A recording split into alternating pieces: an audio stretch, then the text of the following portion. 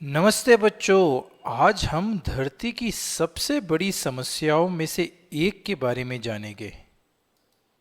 आप अवश्य ही जानते होंगे कि हमारी धरती माँ की सबसे बड़ी विशेषता क्या है।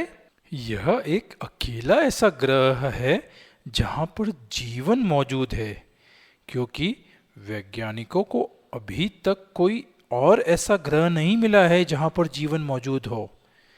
यहाँ तक कि वैज्ञानिकों को तो अभी तक ऐसा ग्रह भी नहीं मिला है जहाँ पर हवा और पानी होने की संभावना हो, जहाँ पर इंसान रह सके। है ना आश्चर्य की बात। लेकिन एक चिंता की बात है, हम प्रदूषण और भूमंडलीय तापक्रम यानी कि ग्लोबल वार्मिंग के बारे में हमेशा सुनते रहते हैं, जो कि धरती के वातावरण को नुकसान पहुंचा रहे हैं। अब कल्पना कीजिए, यदि हमारा एकमात्र घर यानी धरती या अर्थ रहने के लायक नहीं रहेगा तो हम कहाँ जाएंगे। जैसा कि हमने कहानी में देखा था, अमन के पास वह ग्लोब था, वह उसके डरावने सपने में बदल गया था।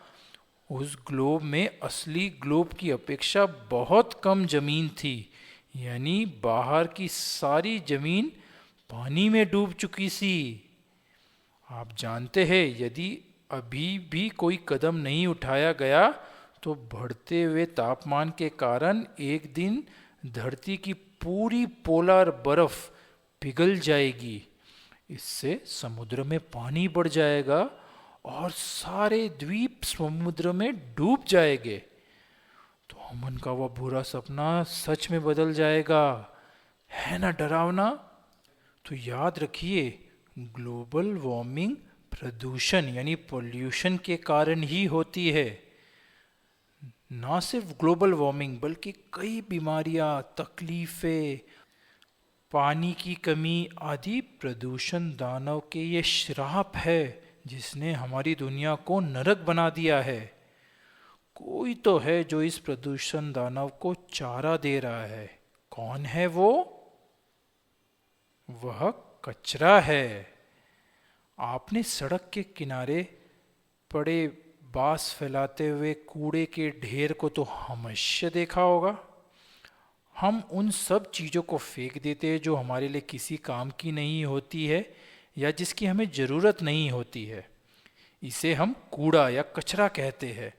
लेकिन जो हम फेंकते हैं वह हमारी दुनिया भी बदल रहा है। सभी लोग अपने घरों को स्वच्छ रखना चाहते हैं, इसलिए इनमें से कई सारा कूड़ा लेते हैं और किसी खाली मैदान या सड़क के किनारे या झीलों में फेंक देते हैं। और यही कचरा हमारी दुनिया को धीरे धीरे नष्ट कर रहा है। हम सभी को फव्वारे और हरे पेड़ से भरे सुंदर बगीचे तो अच्छे लगते हैं, लेकिन अमन के डरावने सपने में वह बहुत गंदे हो गए थे, क्योंकि कचरा ने उसे खराब कर दिया था। फिर से कल्पना कीजिए, सिर्फ बुरे सपने में नहीं, आप बगीचों, मैदानों और यहाँ तक कि झीलों के चारों ओर प्लास्टिक की बोतल, कागज आदि देख सकते हैं। ये ना सिर्फ इन्हें गंदा कर रहे हैं बल्कि चारों ओर की हवा को प्रदूषित भी कर रहे हैं। क्या आपने अमन के डरावने सपने में उस बीमार लड़की को देखा था? फैक्ट्री और घरों से निकलने वाली गंदगी नालियों, तालाबों और झीलों को प्रदूषित कर रही है और इससे हमें साफ पानी की कमी हो रही है और पानी से फैलने वाली बीमारियां भी हो रही है। यदि हम प्रदूषण और कूड़े की समस्या को इसी प्रकार अनदेखा करते रहे तो याद रखिए, किसी भी दिन अमन का वह डरावना सपना हकीकत में बदल सकता है।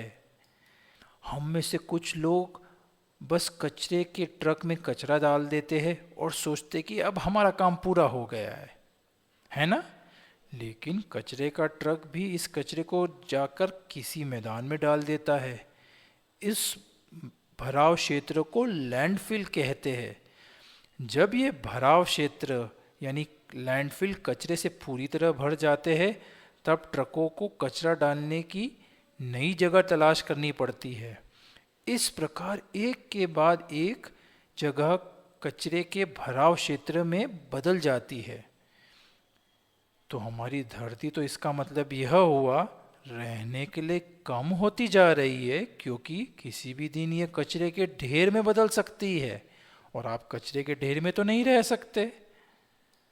तो हम कचरा उत्पन्न करते हैं और उसके बाद उस कचरे को अनदेखा कर देते हैं, जो कि हमारी दुनिया को नष्ट कर रहा है।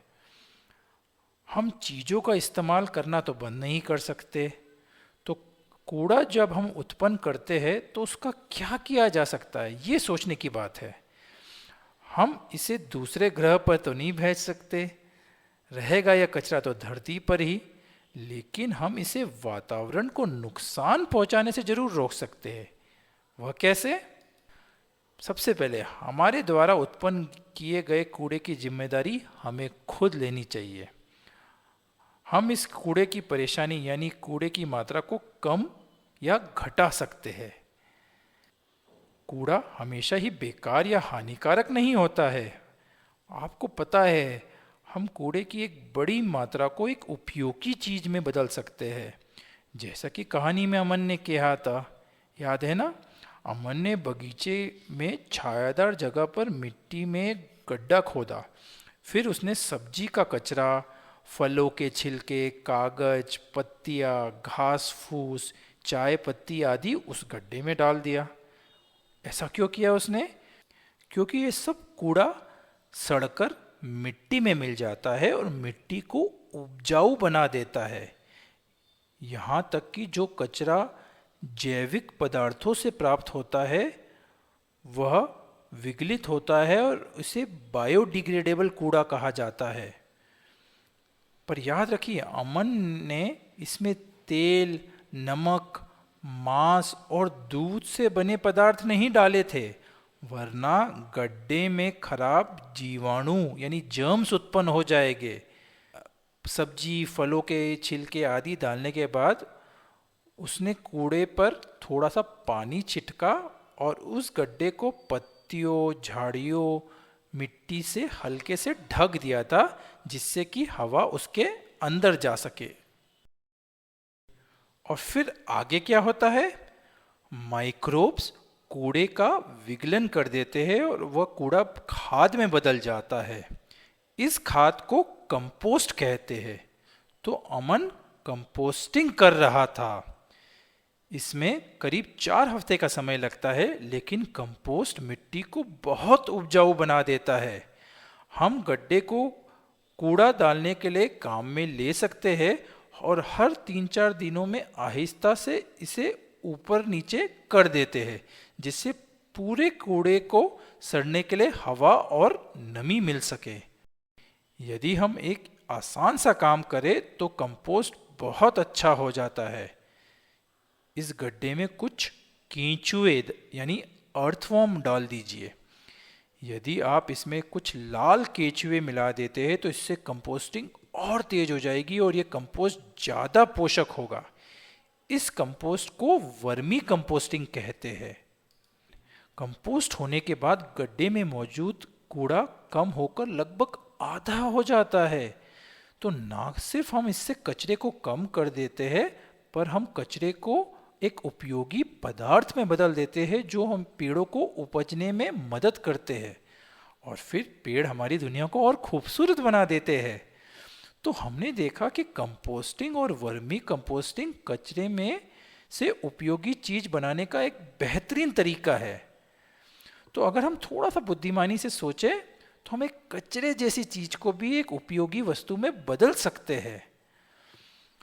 और एक और काम हम कर सकते हैं, हम बचे हुए खाने को बेसहारा आवारा पशुओं या पालतू जानवरों को दे सकते हैं। इस प्रकार बहुत सा कूड़ा नेक काम में इस्तेमाल किया जा सकता है। तो हमेशा सोचिए, ये कूड़े को हम किस तरीके से इस्तेमाल कर सकते हैं, दुनिया को बेहतर बनाने में या फेंक कर दुनिया को खराब करने में। नहीं, हम तो दुनिया को बेहतरीन बनाएंगे। तो अपनी धरती माँ का ध्यान रखो बच्चों, और हम फिर मिलेंगे। Bye bye.